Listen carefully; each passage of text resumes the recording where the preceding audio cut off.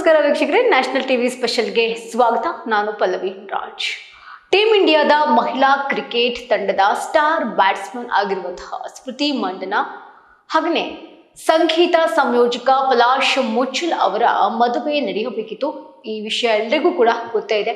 ಎಲ್ಲ ಶಾಸ್ತ್ರವೂ ಕೂಡ ಆಗ್ತಾ ಇರುತ್ತೆ, ಮನೆಯಲ್ಲಿ ಸಂಭ್ರಮದ ವಾತಾವರಣ ಕೂಡ ನಿರ್ಮಾಣವಾಗಿರುತ್ತೆ. ಆದರೆ ಹಠಾತ್ತನೆ ಅವರ ಮದುವೆಯನ್ನ ಮುಂದೂಡಲಾಗಿದೆ.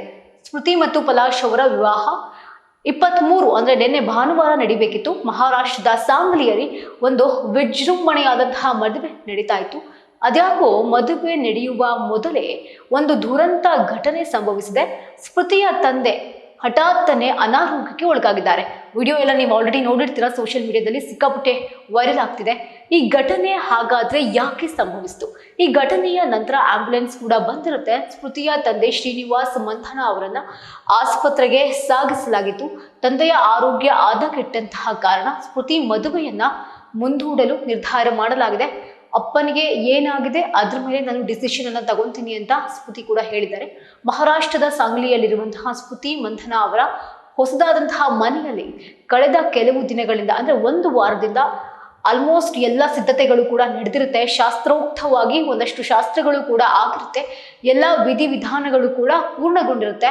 ನವೆಂಬರ್ 23 ಅಂದ್ರೆ ನಿನ್ನೆ ಸಂಜೆ 4:30 ಸುಮಾರಿಗೆ ವಿವಾಹ ಅಂದ್ರೆ ಮದುವೆ ನಡಿಬೇಕಾಗಿರುತ್ತೆ. But ನಡೀಲಿಲ್ಲ, destiny. ಆದ್ರೆ ಈ ಹೃದಯಾಘಾತ ಸಂಭವಿಸುವಂತಹ ಮೊದಲು ಸಂತೋಷದ ವಾತಾವರಣ ನಿರ್ಮಾಣವಾಗಿರುತ್ತೆ. ಇದ್ದಕ್ಕಿದ್ದಂತೆ ಅವರ ತಂದೆ ಅಸ್ವಸ್ಥರಾಗ್ತಾರೆ. ಒಂದಷ್ಟು ವರದಿಗಳ ಪ್ರಕಾರ ಅವರು ಮಾರ್ನಿಂಗ್ ಉಪಹಾರ ಸೇವಿಸಿರ್ಲಿಲ್ವಂತೆ. ಆ ಸಮಯದಲ್ಲಿ ಮಂದನ ಅವರ ತಂದೆಯ ಆರೋಗ್ಯ ಅದೇ ಸಮಯದಲ್ಲಿ ಹದಗೆಟ್ಟಿತ್ತಂತೆ.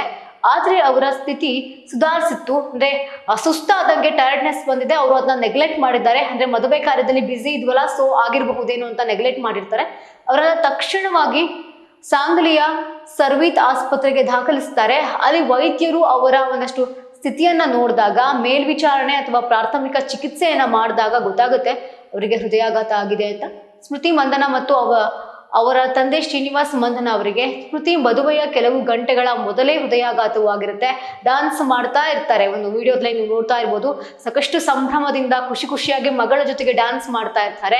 ಈ ಘಟನೆ ಮದುವೆಗೆ ಕೆಲವೇ ಗಂಟೆಗಳ ಮೊದಲು ಸಂಭವಿಸಿರುವಂತಹ ಘಟನೆ ಆಗಿರುತ್ತದೆ. ಹೃದಯಾಘಾತಕ್ಕೊಳಗಾದಂತಹ ನಂತರ ಶ್ರೀನಿವಾಸ್ ಮಂದನ ಅವರನ್ನ ತಕ್ಷಣ ಆಸ್ಪತ್ರೆಗೆ ದಾಖಲಿಸಲಾಗುತ್ತೆ. ವೈದ್ಯರು ಅವರಿಗೆ ತಕ್ಷಣದ ಚಿಕಿತ್ಸೆ ಏನೇನೆಲ್ಲ ನೀಡಬೇಕು ಎಲ್ಲವನ್ನೂ ಕೂಡ ನೀಡಲಿಕ್ಕೆ ಪ್ರಾರಂಭ ಮಾಡ್ತಾರೆ. ಮತ್ತು ಪ್ರಸ್ತುತ ಅವರ ಸ್ಥಿತಿ ಸ್ಥಿರವಾಗಿದೆ ಅಂತ ಕೂಡ ಹೇಳಲಾಗ್ತಿದೆ. ಸ್ಮೃತಿ ಮಂದನ ಅವರ ತಂದೆನ ಬಹಳ ಇಷ್ಟಪಡ್ತಾ ಇದ್ರು.